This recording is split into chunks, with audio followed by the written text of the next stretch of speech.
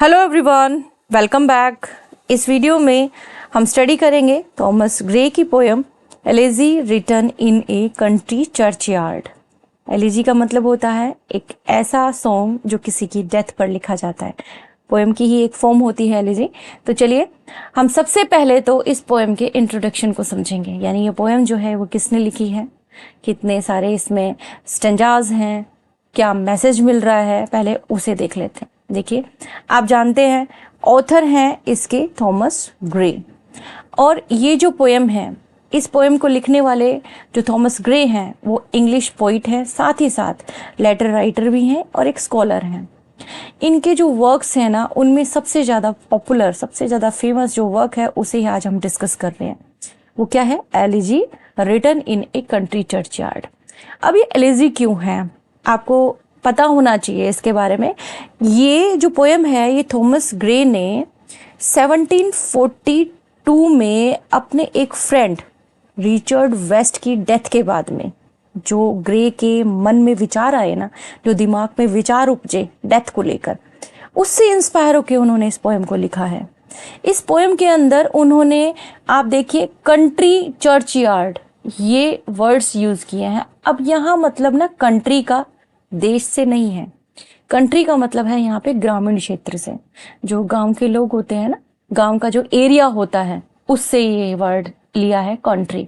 Church yard होता है church का आंगन, जहां पर जो मृत लोग होते हैं उन्हें दफनाया जाता है, चर्च यार्ड। तो ये जो पोयम लिखी है, ये जो शोक गीत लिखा है, ये कंट्री चर्च यार्ड के ऊपर लिखा है उन्होंने। यहाँ वो जो गांव के लोग सीधे सज्जन और सरल जिंदगी जिए हैं और वो मर गए, उनके बारे में बताना चाह रहे हैं इस पोएम में। तो हम इस पोएम को लाइन बाय लाइन डिस्कस करेंगे, लेकिन पहले थोड़ा सा जान लेते हैं इसके बारे में। क्या फॉर्म है इसकी एलेजी, जो मैं पहले ही आपके साथ डिस्कस कर चुकी हूँ कि ये क्या होती है, एक मोर्नफुल या मेलैंक्लिक पोएम होती है, उदासी से भरी हुई, जो किसी की डेथ पर लिखी जाती है। Okay, laments the death. इसमें 32 क्वार्टरेंस हैं।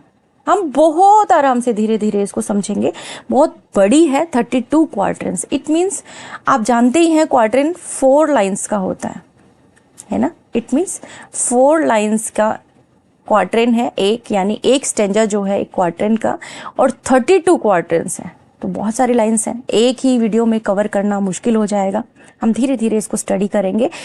हो सकता है इसी पोएम के हम 3 पार्ट बना लें या 2 पार्ट्स में से कंप्लीट कर लें, तो वो तो अभी हम देखेंगे कि कितना इसे कवर कर सकते हैं, क्योंकि हमारे जो वीडियो की लिमिट है ना, वो हम हाफ आवर की रखते हैं, उससे ज़्यादा इसको नहीं बढ़ाते, बहुत ज़्यादा हो जाता है टाइम। आपको सिर्फ कॉन्सेंट्रेट करना है, लास्ट तक वीडियो पर मेरे साथ बने रहना है। जितना भी करेंगे ना, परफेक्ट तरीके से करेंगे। अब देखिए, इसकी जो राइम स्कीम है बहुत ईजी है, आपको लर्न करने की ज़रूरत ही नहीं पड़ेगी, क्योंकि फुल 32 क्वार्टरेंस में सेम राइम स्कीम चलेगी, ए बी ए बी। वो हम लास्ट में समझते ही हैं, उसकी तो आप टेंशन ही मत कीजिए। ए बी है तो आपको देखने को मिलेगा यहाँ आयम्बिक पेंटामीटर। ओके, अब ये आयम्बिक पेंटामीटर भी अपने आप में एक्सप्लेन अगर हम करने लगे तो काफ़ी टाइम ले लेगा। इसे भी हम किसी एक स्पेशल वीडियो के अंदर डिस्कस करेंगे, आयम्बिक पेंटामीटर होता क्या है। ठीक है, हम पहले पोएम के बारे में ही जान लेते हैं पूरा। पोएम का थीम देखिए, पोएम का थीम मेन है मॉर्टेलिटी, लेकिन साथ ही साथ यूनिवर्सल एक्सपीरियंस ऑफ डेथ भी इसका थीम है। इसका मेन थीम यही है, मॉर्टेलिटी। इट मीन्स अगर लाइफ आई है तो डेथ होनी है, ये डेफिनेट है। मैसेज सेम थीम से रिलेट करता हुआ ही है। ये पोएम एक तरह का रिमाइंडर है, हमें याद दिलाती है कि मॉर्टेलिटी जो है ना, वो है, हमारी जो लाइफ है उसका नेचर कैसा है, ट्रांजिएंट नेचर है। क्लियर? तो पोएम के बारे में हमने जान लिया, पोइट के बारे में भी थोड़ा सा जान लेते हैं। पोइट है हमारे थॉमस ग्रे। लाइफ स्पेन इनका रहा है 1716 से 1771 के बीच में। ये लेटर राइटर, क्लासिकल स्कॉलर, हाँ, और साथ ही साथ पेम्ब्रोक कॉलेज कैम्ब्रिज के फेलो रहे हैं। ये ग्रे जो है ना, ये सेल्फ क्रिटिकल राइटर थे, यानी अपने वर्क को ही क्रिटिसाइज किया करते थे। मीन्स बार बार उसको पढ़ना, उसमें कमियां निकालना, काट छाट करना। इसलिए इन्होंने अपने लाइफ टाइम में 13 पोएम्स ही लिखी हैं, पूरी लाइफ टाइम में, जिनमें मोस्ट पॉपुलर जो हुई वो हुई elegy written in a country churchyard, जो कि 1751 में पब्लिश हुई थी। तो बहुत ही आसान है इसको याद करना कि 1751 में पब्लिश हुई इनकी poem elegy written in a country churchyard, इस वीडियो में हम डिस्कस करने जा रहे हैं। यही इनकी मोस्ट पॉपुलर पोएम है। ठीक है, कुछ और भी नोटेबल वर्क्स हैं जो हमने यहाँ मेंशन करे हैं। अब हम आगे बढ़ते हैं हमारी पोएम की तरफ, क्योंकि हमें एक एक लाइन को, एक एक वर्ड को बहुत ही इजी तरीके से समझना है। अब देखिए, जो भी वर्ड्स आपको यहाँ टफ लगेंगे ना, वो सब के सब यहाँ मेंशन है, सब आपको देखने को मिलेंगे। आपने सिर्फ ध्यान देना है, वीडियो पर लास्ट तक मेरे साथ बने रहना है। ये कॉन्सेप्ट जो है आपका क्लियर हो जाएगा, इस चीज़ की गारंटी है। तो चलिए स्टार्ट करते हैं, ज़्यादा टाइम वेस्ट नहीं करते हम। Very first line, the curfew tolls the knell of parting day. Curfew, देखिए ये जो वर्ड है ना, ये अपने आप में ही आपको किस चीज़ की याद दिलाता है। देखो, कर्फ्यू अगर लग जाता है तो हम बंद जाते हैं, हमें उस एरिया में नहीं जाना, पाबंदी हो जाती है एक तरह से। कर्फ्यू एक रेगुलेशन है requiring people to remaining indoors after a certain time, एक स्पेसिफिक टाइम। आपको ध्यान होगा, अब से कुछ ही महीनों पहले आपको बहुत अच्छे से ध्यान होगा कि अपने ही देश में कोविड आया था। उस समय पे कर्फ्यू जैसे हालात हो गए थे, है ना। ये टाइम फिक्स कर दिया गया था कि इस टाइम से इस टाइम तक लोग जो है घरों से बाहर नहीं निकलेंगे। हाँ, अगर घर से बाहर निकलते भी हैं तो राशन की दुकान पे जा रहे हैं या कहीं भी जा रहे हैं तो उन्हें एक डिस्टेंस मेंटेन करना होगा। तो ये जो रेगुलेशंस होते हैं ना, वो फॉलो करना बहुत ज़्यादा ज़रूरी हो जाता है, और वो कंडीशन जो है वो कर्फ्यू की कंडीशन कहलाती है। कह क्या रहा है, टोल्स क्या हुआ, देखिए, the ringing of a bell specially when rung solemnly for a death. ठीक है, एक रिंगिंग है बेल की, टोल्स, और नील एक आवाज़ होती है उसी बेल का साउंड। ये स्पेशली जो है उस समय बजते हैं जब किसी की डेथ होती है। तो यहाँ पर मैं पहले स्टेंजा जो अपन स्टार्ट कर रहे हैं, इस स्टेंजा के अंदर मैं आपको बता दूं, ये जो स्टेंजा है, ये स्टेंजा यहाँ आपको बताएगा शाम के शांत और एकांत माहौल को। जब शाम होती है ना, गोधूली का टाइम होता है, ट्विलाइट जिसको बोलते हैं, near 4 to 5 you can say, है ना, 4 से 5 बजे का टाइम, जिस समय पे धीरे धीरे सूर्य जो है वो अस्त होने की कंडीशन में पहुंचता है। अस्त नहीं होता, अस्त होना स्टार्ट होता है, यानी धीरे धीरे थोड़ा सा कम होना शुरू हो जाता है। तो लगभग वो समय है, और उस समय पे हमारा जो स्पीकर है वो कंट्री चर्च यार्ड में खड़ा है। ग्रामीण क्षेत्र है, वहाँ पर एक चर्च है, उस चर्च में कुछ लोगों को दफनाया गया है, वो वहाँ खड़ा है और शाम के टाइम का आपके सामने जिक्र कर रहा है। वो कह रहा है, curfew tolls the knell of parting day. Parting day यानी जो दिन समाप्ति की तरफ जा रहा है, पार्टिंग यानी लिविंग, स्पेशली फेयरवेल, विदाई जो होती है ना, उसे कहते हैं पार्टिंग, जुदा होना, विदा होना। डे यानी दिन, ठीक है, यानी कर्फ्यू विदाई की घंटी बजा रहा है, यानी दिन जो है वो समाप्त हो रहा है, कर्फ्यू लगने वाला है। लोग अपने घरों में अब कैद हो जाएंगे क्योंकि अंधेरा हो जाएगा। अंधेरे में घर से बाहर नहीं निकलेंगे क्योंकि लोग अपना काम करके बस अब आराम करेंगे, सोएंगे। यानी कहना क्या चाहता है कि कर्फ्यू विदाई की घंटी बजा रहा है, यानी कर्फ्यू का टाइम स्टार्ट होने वाला है, लोग अपने घरों में बंद हो जाएंगे और ऐसा लग रहा है कि दिन जो है वो समाप्ति की तरफ है। ये जो लाइन है ये आपको लाइफ की रियलिटी भी बता रहा है। ये जिंदगी जो है, जो शुरू हुई है, वो धीरे धीरे एक एक दिन करके और ढल रही है, डेथ की तरफ जा रही है। यहाँ हमारे सामने नेचर का डिस्क्रिप्शन किया गया है, लेकिन अगर हम डेप्थ को समझें तो लाइफ के बारे में भी बताया गया है। नेक्स्ट लाइन पे चलते हैं। The lowing herd wind slowly over the lea. The lowing herd wind slowly over the lea. Lowing herd यानी मवेशी होते हैं, ग्रुप ऑफ कैटल। मवेशियों का झुंड धीरे धीरे घास के मैदान में अपना रास्ता बना रहे हैं। ओवर द ली, ली का मतलब ओपन लैंड होता है, बिल्कुल ओपन, या स्पेशली ग्रास हो, घास उगी हुई हो, यानी घास के मैदान में हर्ड जो है यानी ग्रुप जो है, किनका, मवेशियों का, धीरे धीरे चल रहे हैं और अपना रास्ता बना रहे हैं। शाम का टाइम है, आप इमेजिन करिए, शाम का टाइम है, गांव का इलाका है, भेड़ बकरियां पशु जो है चर के अपने घर को वापस लौट रहे हैं और घास के मैदान है, मैदान में से वो लौट रहे हैं। किसी के गले में घंटी बंधी हुई है, किसी के पैरों की आवाज हो रही है, कोई अपने पूंछ को फड़फड़ा रहा है, मतलब उस तरीके से साउंड करते हुए वो आ रहे हैं। तो शाम का टाइम है, वो सीन जो है आपके माइंड में क्रिएट हो जाएगा। आप अगर कंसंट्रेशन के साथ में एक एक शब्द को अगर सुनेंगे ना, तो वो माहौल भी क्रिएट होगा, आपको समझ में आएंगी चीजें कि क्या बताने की कोशिश कर रहे हैं। चलिए आगे चलते हैं। द प्लोमैन, प्लोमैन मीन्स हल चलाने वाला, प्लो मीन्स जो पर्सन जो है वो प्लो करता है जो लैंड को, उसके बारे में बात हो रही है।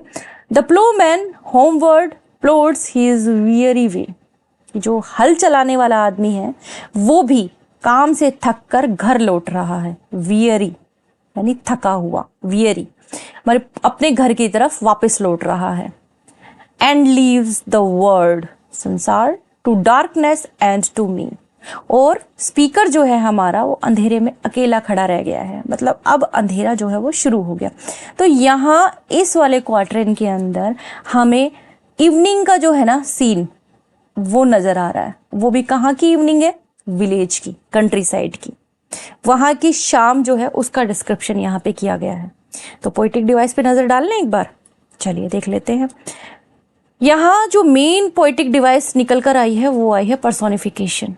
पर्सोनिफिकेशन कैसे है इसको भी बहुत आराम से समझिए आप। देखिए, the phrase curfew tolls the knell, ये फ्रेज है एक तरह से, curfew tolls the knell of parting day is an example of personification. How, यहाँ पे जो कर्फ्यू बेल है ना वो ह्यूमन एक्शन कर रही है, कि कर्फ्यू लगा हुआ है और यहाँ पे बताया गया है कि जैसे कोई बेल बज रही है जो फ्यूनरल के टाइम पे बजती है, for the end of the day, यानी दिन की समाप्ति की घोषणा हो रही है।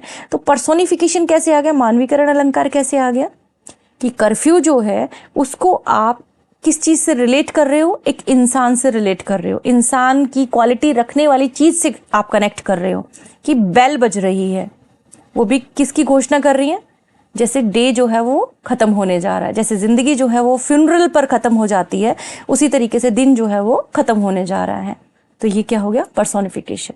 चलिए नेक्स्ट हमारा क्वार्टरन है, now fades the glimmering landscape on the site. अब धीरे धीरे चमकता हुआ दिन फीका पड़ने लगा है। ग्लिमरिंग यानी चमकता हुआ, लैंडस्केप यानी जो भी वहाँ पे जगह है, धरती है, वो चमक रही थी अभी तो सूर्य की रोशनी से, लेकिन वो कैसी होती जा रही है, अब फेड होती जा रही है, धीरे धीरे दिन ढलने लगा है।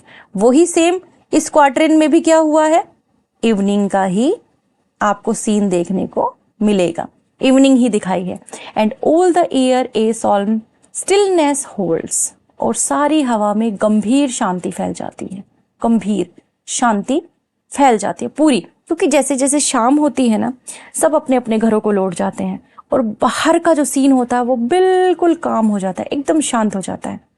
गांव का, स्पेशली शहर का नहीं, गांव की बात हो रही है। Save where the beetle wheels his droning flight. Beetle क्या है, बीटल, बीटल एक्चुअली ना एक तरह से आप ये कह सकते हैं एक इस तरह का ब्लैक कलर का शाइनिंग वाला एक इंसेक्ट होता है जिसे भौरा बोलते हैं, है ना, उसकी आवाज जो है वो सुनाई पड़ रही है और उसी की ड्रोनिंग फ्लाइट भी हमें दिखाई पड़ रही है। यानी शाम का टाइम शुरू हो गया, लेकिन भौरे जो है ना वो अपने आप में ही एक आवाज करते हैं, वो आवाज सुनाई पड़ रही है। एंड ड्राउजी टिंकलिंग लल द डिस्टेंट फोल्ड, ये सभी आवाज गांव के इलाके की शांत और उदास जो मनोदशा है ना उसको बता रहे हैं। एक्चुअली ड्राउजी का मतलब होता है ऊँघना, यानी हल्की हल्की नींद में है, थोड़ा नींद सी आने लगी है। ये जो आवाज है वो आवाज उस नींद को डिस्टर्ब कर रही है, वो जो शांति है उसको थोड़ा सा भंग कर रही है। यानी पूरा जो सिनेरियो है ना वो शाम का है, शाम के बारे में बता रही है। चलिए क्वार्टरन के अंदर पोएटिक डिवाइस देख लेते हैं। हियर ऑल्सो फ्रेज, इस पोइट ने फ्रेजेस बहुत यूज करी हैं। हर क्वार्टरन के अंदर आपको कोई ना कोई ऐसी फ्रेज देखने को मिलेगी जो अपने आप में ब्यूटी बढ़ा रही है पोयम की। देखिए फ्रेज है ना, all the air a solemn stillness hold is another example of personification. How the air is described as holding a solemn stillness, कि देखो हवा को बोला है ना कि कैसी उदासी भरी जो है, किस तरीके की, यानी बिल्कुल शांति फैल गई है, गंभीर उदासी भरी शांति जो है फैल गई है हवा में। अब हवा उदास होती हुई थोड़ी ना दिखती है, हवा थोड़ी ना उदास होती हुई दिखेगी। उदास कौन हो सकता है, इंसान हो सकता है। तो यहाँ पर क्वालिटी दिखा दी ना एयर के अंदर, हाँ, तो पर्सोनिफिकेशन आ गया। चलिए नेक्स्ट क्वार्टरन को देख लेते हैं अब हम। सेव दैट फ्रॉम यंडर, अब देखो अब यहाँ पर भी आपके सामने ना कुछ सिंबल्स यूज होंगे। इन लाइंस में पोइट इस शांति के माहौल को ही आगे बढ़ाएगा, जो अभी अभी उसने डिस्क्राइब किया है ना उसी माहौल को आगे बढ़ाएगा। लेकिन यहाँ पे कुछ वर्ड्स यूज किए हैं, उनको पहले मैं मेंशन कर दूं। ये है ivy mantled tower. Ivy mantle tower जो है ये पास्ट का सिंबल है। एक्चुअली आईवी जो है ना वो एक तरह की एक लता है, मतलब एक जो बेल नहीं होती, जैसे ग्रेप्स की बेल होती है उस टाइप से, मतलब आईवी भी एक तरह की बेल है, एक लता है जो किसी टावर के ऊपर चढ़ गई है। ये बहुत लंबे टाइम तक जीवित रहती है ये बेल जो है। तो ये एक तरह से हमें ये बता रहा है कि काफी लंबे टाइम से यहाँ पर है ये। Save the from yonder ivy mantle tower, ये लाइन ये बता रही है कि बहुत लंबे टाइम से ये शांति जो है यहाँ छाई हुई है। The moping owl does to the moon complain. Moping, moping owl का मतलब होता है एक ऐसा उल्लू जो आपको उदास नजर आ रहा है। यहाँ उदास है वो गहरे अंधेरे और दुख का सिंबल है, क्योंकि उल्लू जो है ना, उल्लू, इसको शांति और अंधेरा प्यारा है। उल्लू कभी भी दिन में आपको दिखाई नहीं देगा, ये जागता ही रात में है, रात को जागता है ये। इसको अंधेरा पसंद है, इसको उदासी पसंद है। और वो भी देखो, एक तो ये है ही सूचक उदासी का और अंधेरे का, ऊपर से मोपिंग, इट मीन्स वो कैसा लग रहा है, ग्लूमी लग रहा है, डिजेक्टेड लग रहा है। तो मोपिंग उल्लू यहाँ उदास उल्लू है जो गहरे अंधेरे और दुख का सिंबल है। ये किससे शिकायत कर रहा है? मून से, चांद से शिकायत कर रहा है। चांद से शिकायत कर रहा है कि जैसे उसको आकर, of such as wandering near her secret bower molest her ancient solitary reign, कि उसकी जो प्राचीन सॉलिटरी रेन का मतलब होता है एक पीरियड जिस समय सब कुछ एकदम शांत है, एकदम अकेला है, सिर्फ किसका साम्राज्य है? उल्लू का। उल्लू जाग रहा है, उस समय चांद आकर उसे डिस्टर्ब कर रहा है। चांद आ गया, चांद की रोशनी के अंदर और भी छोटे मोटे कीट जो हैं वो चर्पिंग करेंगे, आवाज करेंगे। और इस वजह से जो उल्लू है वो क्या कह रहा है कि वो जो शांति है वो थोड़ी सी भंग हो रही है।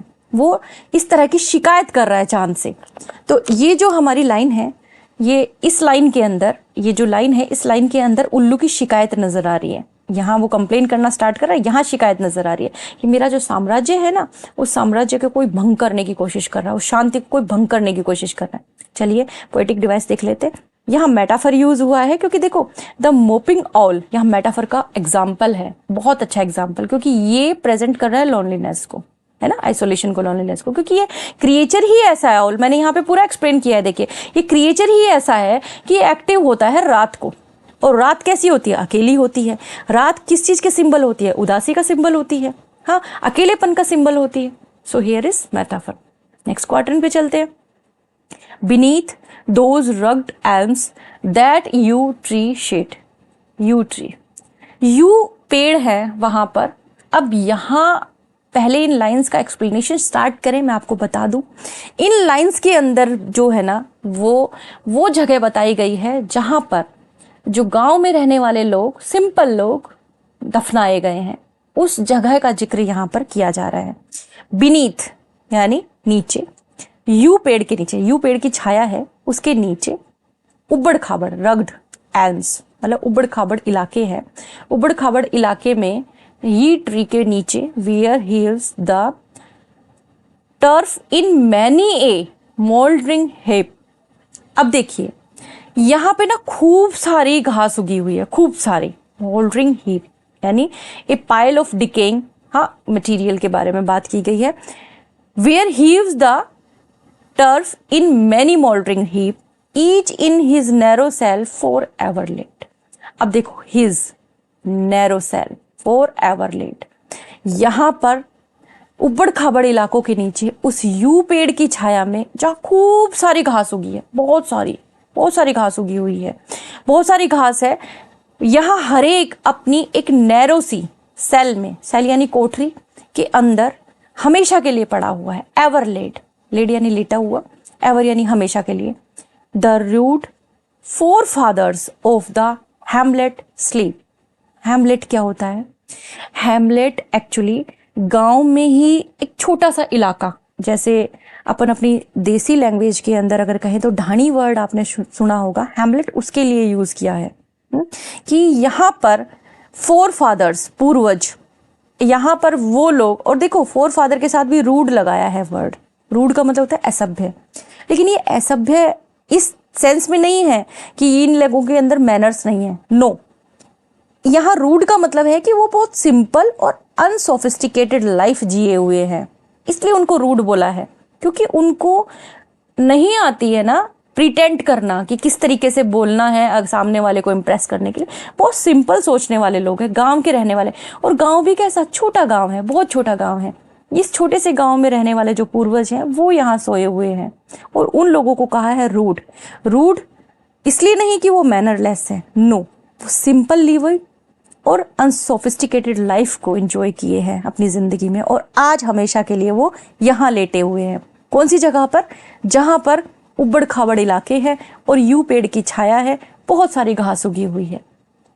यानी गांव के जो लोग हैं अपनी जिंदगी जीने के बाद में यहाँ दफनाए गए हैं। यहाँ किसी तरह का कोई भी स्मारक नहीं बनाया गया। जैसे बड़े बड़े लोग, रईस लोग जब मर जाते हैं तो उनकी कब्र के ऊपर बना देते हैं ना स्मारक, वैसे स्मारक नहीं है, एक पेड़ है, बस पेड़ की छाया के नीचे उन्हें दफना दिया गया है। हाँ, वहां पर बहुत सारी घास उगी हुई है, बस इस तरीके का है, और ऐसी सेल के अंदर नीचे वो दफन है, वो हमेशा के लिए सोए हुए हैं। पोएटिक डिवाइस देख लीजिए, यहाँ भी मेटाफर यूज हुआ है, क्योंकि यहाँ देखो फ्रेज आई है कि rude forefathers of the hamlet. कैसे फोर फादर, कैसे पूर्वज है? Rude. Sleep is a metaphor. ये जो फ्रेज यूज हुई है ये मेटाफर है, क्योंकि यहाँ जो स्लीप वर्ड है ना, ये डेथ के लिए यूज हुआ है। वो सोए हुए हैं, और वो भी कैसी नींद? हमेशा की नींद सोए हुए हैं। मेटाफर यहाँ पे यूज हुआ है। अगले क्वार्टरन पे चलते हैं। The breezy call of incense breathing morn. इस स्टैंजा में ना लाइफ को बताने के लिए कुछ वर्ड यूज किए हैं। लाइफ को बताएंगे ये वर्ड्स जो है ना इसके अंदर आएंगे। ब्रीजी, ब्रीजी का मतलब क्या होता है? ब्रीजी का मतलब रिफ्रेशिंग कूल एयर होती है जो, वो सुबह की एकदम हवादार। कॉल ऑफ इंसेंस मतलब बहुत खुशबू आ रही है अच्छी सी। ब्रीदिंग मॉर्न, मॉर्न यानी मॉर्निंग, कि सुबह सुबह की धूप, सुबह की हवादार आवाज। The swallow twittering from the straw built shed. Straw built का मतलब जैसे बना नहीं देते ऐसे ऐसे ऐसे ऐसे करके घास फूस का यूं करके, एक जैसे घर बना होते हैं गांव के अंदर, ऊपर ऐसे छप्पर नहीं डला होता है घास फूस से, वो छप्पर घास फूस का। कह रहे हैं कि धूप, सुबह की हवादार आवाज, और स्ट्रो से बने हुए जो छप्पर है ना उनसे निकलने वाली आवाज। स्वेलो को किसकी? स्वेलो। स्वेलो एक तरह से एक स्पैरो होती है, वैसे अबाबील होता है इसका मतलब, एक स्पैरो के जैसा छोटा सा पक्षी होता है, वो ट्विटरिंग कर रहा है। ठीक है, ट्विटरिंग करने का मतलब एक मतलब हाई पिच्ड आवाज, ट्विटरिंग करना। ठीक है। द कोक्स श्रिल क्लैरियन और द इकोइंग हॉर्न। मुर्गे की तेज आवाज और गूंजता हुआ, इकोइंग यानी गूंज करता हुआ horn. No more, no more shall rouse them from their lowly bed। lowly का मतलब लो, जो नीचे है, बिल्कुल नीचे जो बेड है, जिस बेड के ऊपर वो लेटे हुए हैं, यानी जो धरती है, धरती के नीचे गए हैं ना, वो दफन है मरने के बाद में, वहां से अब उन्हें कोई नहीं उठा सकता। ना तो सुबह की हवादार आवाज उठा सकती है, ना स्ट्रो से बने छप्पर से निकलने वाली जो आवाज है स्वेलो की वो जगा सकती है, ना मुर्गे की तेज आवाज उन्हें जगा सकती है, ना गूंजता हुआ हॉर्न उन्हें जगा सकता है। इनमें से कुछ भी उन्हें उनके बिस्तर से उठा नहीं सकता। ये जो वर्ड्स यूज हुए हैं ना, ये सब जीवन के सूचक है, क्योंकि जब जिंदगी होती है तो इन सारी आवाज का मतलब होता है, हम इनकी आवाज को सुनकर जागते हैं, लेकिन इन आवाज का भी अब कोई असर नहीं होने वाला। ठीक है, देखिए पोएटिक डिवाइस यहाँ पे ना एक ओनोमेटोपिया जो है पोएटिक डिवाइस यूज हुई है। एक्चुअली बहुत सिंपल सी पोएटिक डिवाइस है। यहाँ पर ये कहाँ पे यूज हुई है? देखो, कोक्स श्रिल क्लैरियन जो है यहाँ एग्जाम्पल है इसका, क्योंकि ये जो श्रिल वर्ड है ये इमिटेट कर रहा है हाई पिच्ड साउंड को ऑफ ए रोस्टर क्रो, है ना। रूस्टर क्रो जो होता है उसकी आवाज को एक तरह से यहाँ पे इमिटेट कर रहा है, तो इसलिए ये पोएटिक डिवाइस यहाँ निकल कर आती है। नेक्स्ट हमारा क्वार्टरन है, उसको देख लेते हैं। फॉर दैम, हु दैम, कौन? जो दफन है, जो मर चुके हैं। और वो कौन? वो सिंपल लिविंग लोग जो अनसोफिस्टिकेटेड लाइफ जिए हैं, वो लोग, गांव के सीधे साधे लोग, उनकी बात हो रही है, उनके लिए ये दैम वर्ड यूज हुआ है। No more the blazing hearth shall burn. Blazing hearth, blazing hearth means चूल्हा होता है ना, उसके लिए यूज किया है कि अब उनके लिए चूल्हा नहीं जलेगा। और busy housewife ply her evening care, और बिजी हाउसवाइफ भी अब उनकी देखभाल नहीं करेंगी। No children run to lisp, lisp means तुतलाना, देयर। Sires return. सायर्स का मतलब होता है फादर, उनके जो उनको पालने वाले हैं, जो उनके लिए ये वर्ड आप यूज कर सकते हैं। यानी बच्चे जो है वो भी भागकर नहीं आएंगे अब, क्योंकि वो लौट कर ही नहीं आने वाले हैं। बच्चे तुतलाती हुई आवाज में भागकर नहीं आएंगे। और climb his knees the unwed किस टू शेयर। जैसे कोई फादर जब काम करके वापस लौटता है तो उनके बच्चे जो है शाम को वेट करते हैं कि पापा आएंगे, चीज लेके आएंगे। तो वो बच्चे कैसे वेलकम करते हैं अपने फादर का, आ जाते हैं एकदम से ऐसे जाके और पैरों के यूं लिपट जाते हैं इस तरह से। तो ये चीज जो बताई गई है ना, ये इसलिए बताई गई है कि अब जो लोग हैं वो गांव के, वो इस दुनिया में नहीं है। तो अब उनके जो बच्चे हैं वो भी दौड़कर नहीं आएंगे, तुतलाती हुई आवाज में आकर उनको नहीं बोलेंगे, उनके घुटनों से आकर नहीं लिपटेंगे। इसका मतलब अब उन्होंने अपना जीवन जो है वो त्याग दिया है और वो यहाँ पर दफन है। पोएटिक डिवाइस जो है वो देख लेते हैं अब हम। यहाँ पर मेटाफर यूज हुआ है, देखिए कैसे, बहुत आसानी से ना आपको समझ में आ जाएगा। अब थोड़ा सा अगर ध्यान देंगे और कंसंट्रेशन के साथ में बस एक एक शब्द को पढ़ लेंगे तो देखिए फ्रेज जो है, no children run to lisp their sires return. यहाँ एग्जाम्पल है मेटाफर का। कैसे? Where children's lisping represents the joy and warmth of family life, क्योंकि ये फैमिली लाइफ को इंडिकेट कर रही है। अगर आप जीवित हैं, अपने बच्चे के लिए लौट रहे हैं, उसके लिए कुछ लेकर लौट रहे हैं, तो इसका मतलब उसकी खुशी के लिए आप ये सब कर रहे हैं। इसका मतलब आपके अंदर लाइफ है। लेकिन यहाँ क्या है, यहाँ अब ऐसा नहीं होगा, वो लव वन वापस नहीं आएंगे। तो ये एज ए मेटाफर यूज हुआ है ये वर्ड, ये फ्रेज जो है। क्लियर? चलिए आगे चलते हैं। ऑफ्ट आर्केइक वर्ड है, ऑफन के लिए यूज हुआ है ये। Did the harvest to their sickle yield. अब ये जो लाइंस है ना, उनको मैं पहले ही आपको बता दूं, ये लाइंस जो विलेजर्स हैं उनकी कड़ी मेहनत को बताएंगी, यानी वो कितने मेहनती थे। देखिए ये लाइंस आपको बताएंगी कि प्राय, often means usually, did the harvest to their sickle yield. Their यानी वो जो किसान थे, गांव के लोग स्पेशली उनको इसी तरीके से जाना जाता है कि वो जमींदारा करते हैं, किसान का काम करते हैं, किसान रहे हैं, सिंपल लाइफ उन्होंने जी है। तो इसीलिए उनको बताया कि उन्होंने अपनी लाइफ टाइम में ना इतनी फसलें काटी हैं। सिकल यानी जो यूज की जाती है ना फसल काटने के लिए, हसिया जिसको बोलते हैं, वो है ये। Their furrow oft often the stubborn glebe has broke, कि उन्होंने अपने जीवन में इतनी फसलें काटी कि फसल काटने में यूज होने वाला जो हसिया है उसका हैंडल भी टूट गए पता नहीं कितनी बार। हाउ, अब ये फ्रेज है, ये पूरी फ्रेज है। क्या है? How jocund did they drive their team afield. इसका मतलब होता है कि उन्होंने अपनी टीम को खदेड़ दिया। ये मुहावरा है, यानी इतनी मेहनत करी, इतनी मेहनत करी कि उनका काम है ना जो, वो उनको खुशी और संतुष्टि दे गया। कि पूरी की पूरी है ना, पूरे जोश के साथ में उन्होंने पूरे खेत को काट डाला, अपनी फसल को पूरी को काट दिया, और इस तरीके से उन्होंने अपनी जो खुशी है वो जताई है कि हमने अपना काम पूरा कर दिया। तो ये एक फ्रेज है। इस फ्रेज का मतलब है कि उन्हें अपने काम में खुशी और संतुष्टि मिली है। How bowed the woods beneath their sturdy stroke, कि उनके मजबूत प्रहार से जंगल भी झुक गए। इतना काम किया उन्होंने, यानी पूरे जंगल के जंगल उन्होंने काट दिए। इट मीन्स बहुत दूर में फैली हुई उन्होंने अपनी फसल जो है वो काट दी। ये जो फ्रेज है, देखिए एक बार मैं पोएटिक डिवाइस में आपको समझाऊंगी, एक्सक्लेमेशन का एग्जाम्पल है ये फ्रेज। इस फ्रेज के अंदर वो यही बताना चाह रहे हैं जो मैंने आपको बताया, कि यहां पर वो अपने हार्ड वर्क के बारे में बात कर रहे हैं, और ये इंडिकेट कर रही है उनके जॉय को और सेटिस्फैक्शन को। क्लियर है हमारा? चलिए आगे चलते हैं। नेक्स्ट जो लाइंस है ना हमारी, ये जो क्वार्टरन है, इसके अंदर गांव के सिंपल लोगों के लिए रिस्पेक्ट बताई गई है। कि उनकी जो रिक्वेस्ट है, हमारे जो स्पीकर की जो रिक्वेस्ट है वो यही है कि उनकी लाइफ को ना आप इस तरीके से मत लो कि यूजलेस है, नहीं, उनकी लाइफ भी बहुत यूजफुल है।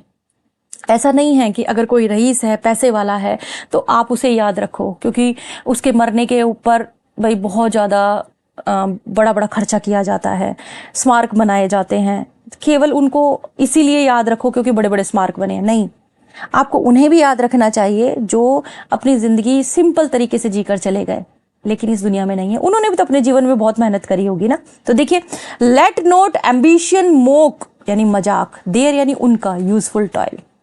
टॉयल क्या होता है? Hard work. ओके, ये कह रहे हैं कि मेरी रिक्वेस्ट है कि महत्वाकांक्षा को उनकी मेहनत का मजाक मत उड़ाने दो। यानी एम्बिशियस होना अच्छी बात है।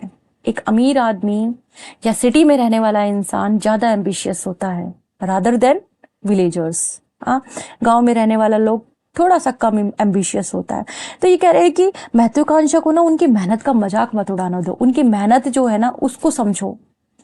देयर होमली जॉयस, उनकी जो घरेलू खुशियां हैं, जो अपने घर में रहकर वो खुश हैं, अपने घर का काम करके जो वो खुश हैं, और उनकी जो डेस्टिनी है उसको आप अनदेखा मत करो, उसको एब्सक्योर मत करो। इसका मतलब ऐसा नहीं है कि वो हिडन है, अनसर्टेन है, नहीं। नोर ग्रेंजोर हियर विद डिस्डेनफुल स्माइल। डिस्डेनफुल का मतलब क्या होगा कि जो एक तरह से मतलब रिस्पेक्ट ना दिखा रहे हों, ऐसी स्माइल नहीं, ऐसा मत करो। उनकी कड़ी मेहनत जो है, उसकी कड़ी मेहनत को, उनकी मेहनत की कहानी को सुनकर अपने मन में कोई भी तिरस्कार की भावना मत लाओ। डिस्डेन यानी तिरस्कार कर देना, यानी ऐसी स्माइल मत दिखाओ कि जैसे आप उनका अपमान कर रहे हो, ऐसा मत करो। The short and simple annals of the poor, क्योंकि बहुत ही सिंपल सी शॉर्ट सी कहानी है इन गरीब लोगों की। ये भी तो सम्मान के हकदार हैं। इन्होंने बहुत सिंपल लाइफ जी है, बहुत छोटी सी लाइफ जी है, ये भी सम्मान के अधिकार है। ये आज यहाँ पर इस कब्र में दफन है।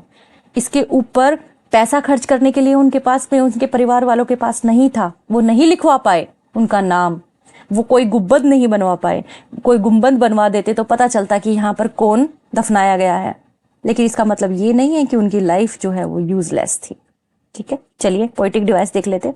Here is also personification, क्योंकि जो लाइन है ना, let not ambition mock their useful toil, ये बेस्ट एग्जाम्पल है पर्सोनिफिकेशन का। क्योंकि एम्बिशन जो है उसको मोक के साथ रिलेट किया है। मजाक बनाने का काम जो है लिविंग बीइंग का है, और लिविंग बीइंग की क्वालिटी जब नॉन लिविंग में बताई जाए तो that is personification. So here is personification, the best example यहाँ पर मेंशन किया है। चलिए आगे चलते हैं हम। The boast of heraldry. अब देखिए, बूस्ट ऑफ हेराल्ड्री ये भी एक फ्रेज है। इसका मतलब होता है कंप्लीटली अमीरों का घमंड।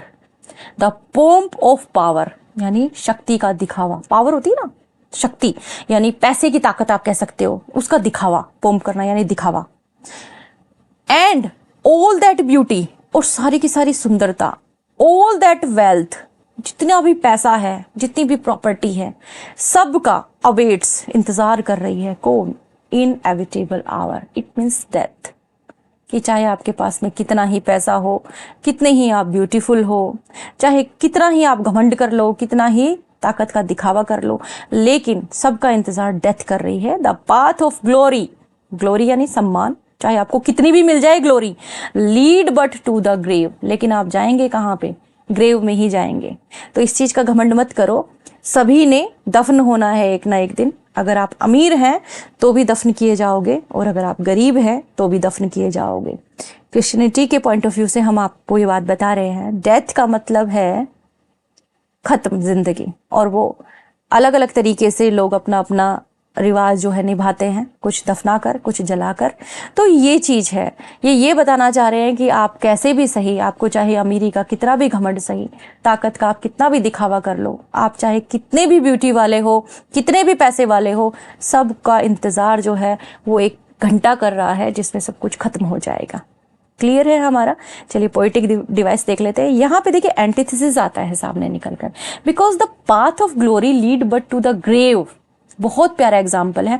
Paths of glory lead but to the grave, ये आपको बता रहा है क्या कि जो लाइफ है ना वो खत्म होगी, चाहे कितनी भी शान की जिंदगी जी लो। बहुत प्यारा एग्जाम्पल है, यहाँ एक्सप्लेन करके बताया गया है। आप इसको थोड़ा सा और डिटेल से इसे पढ़ लेना। चलिए आगे चलते हैं हम। Nor you ye proud, nor you ye proud impute to these the fault. अब देखिए, अब ये क्या कहना चाह रहा है इसके अंदर, देखिए कि ये जो लाइंस है ना, ये हायर स्टार्टा के जो लोग हैं, हाई सोसाइटी के जो लोग हैं, उनको एड्रेस करती है। उनको क्या कह रही है कि ये जो सिंपल लोग हैं, बहुत सिंपल लोग हैं, गांव वाले, इनकी कब्र पर कोई भी ट्रॉफी नहीं सजाई गई किसी तरीके की। If memory over their tomb no trophies raise, कि ये इनकी गलती नहीं है, इन लोगों की गलती नहीं है। इस चीज के लिए घमंड मत करो। इन लोगों की जो कब्र है ना उसके ऊपर कोई ट्रॉफी नहीं सजाई गई है। Where through the long drawn, एक देखो aisle, long drawn aisle and fretted vault. Fretted vault का मतलब क्या होता है? फ्रेटेड का मतलब होता है गुंबद, है ना। और आइल जो है वो यहाँ पे बताया गया है कि बहुत लंबे लंबे गलियारे बना देना। आइल का मतलब होता है कि जैसे एक कोई रास्ता सा बना दिया, जैसे चर्च के अंदर जाने का रास्ता होता है, वहीं साइड में दफन किए हुए जो लोग होते हैं उनके चबूतरे बना दिए जाते हैं, उनके ऊपर नक्काशी करके बहुत सुंदर सी जाली सी बना दी जाती है। इस तरीके का काम नहीं किया गया। तुम्हारे जो अमीर लोग हैं, तुम्हारे में से जो एक है, जो अमीरों में से एक है, वो अगर जब कभी एक्सपायर हो जाते हैं तो उनके लिए ना जालीदार गुंबद बनाए जाते हैं नक्काशी किए हुए अमीर लोगों की कब्र पर। तो उनसे जुड़ी हुई बात कर रहे हैं। The piling anthem swells the note of praise कि सॉरी पीलिंग एंथम कि गूंजता हुआ जो गाना है वो बजाया जाता है, ये प्रशंसा जो है तुम्हारी की जाती है। इसका मतलब ये नहीं है कि जो गरीब आदमी मर गया, जिसको यहाँ दफनाया गया है, उसकी कोई इज्जत नहीं है, उसकी कम आप प्रेज करो, ये चीज़ सही नहीं है। क्योंकि उनकी कब्र के ऊपर ये सब चीज़ें नहीं है, इसका मतलब ये नहीं है कि उनकी लाइफ जो है वो बिल्कुल ही मीनिंगलेस रही है। तो सॉरी, आज हम यहीं तक करेंगे। नेक्स्ट वीडियो के अंदर इसे कंटिन्यू करते हैं। पोएटिक डिवाइस देख लेते हैं। यहाँ पर मेटाफर यूज हुआ है। ये जो फ्रेज है, if memory over their tomb no trophies raise is an example of metaphor. How? क्योंकि ट्रॉफीज जो है वो रिप्रेजेंट करती हैं पहचान को, ट्रॉफी दी जाती है ना पहचान को। लेकिन यहाँ पर क्या है? Honour that the poor might not receive after death. लेकिन किसी पुअर आदमी को उसकी डेथ के बाद में वो नहीं दी गई है। तो बहुत ही बेस्ट एग्जाम्पल है, क्योंकि ये एग्जाम्पल आपको बता रहा है कि कैसे क्रिटिसाइज कर रहे हैं यहाँ सोसाइटल जो वैल्यूज़ हैं उनको, कि जो पैसे वाले हैं उनकी मरने के बाद में भी मान सम्मान किया जाता है और गरीब आदमी को नकार दिया जाता है। तो ये हमारा वीडियो था। इसके अंदर यहाँ लास्ट में हमने राइम स्कीम को मेंशन करने के लिए आपके लिए एक क्वार्टन रखा है, तो उसकी राइम स्कीम जो है आप निकाल के मुझे कमेंट करके ज़रूर बताइएगा। वीडियो अगर आपको पसंद आया तो इसे लाइक कर दीजिए, जल्दी से शेयर कर दीजिए और चैनल को सब्सक्राइब कर लीजिए। Thanks for watching.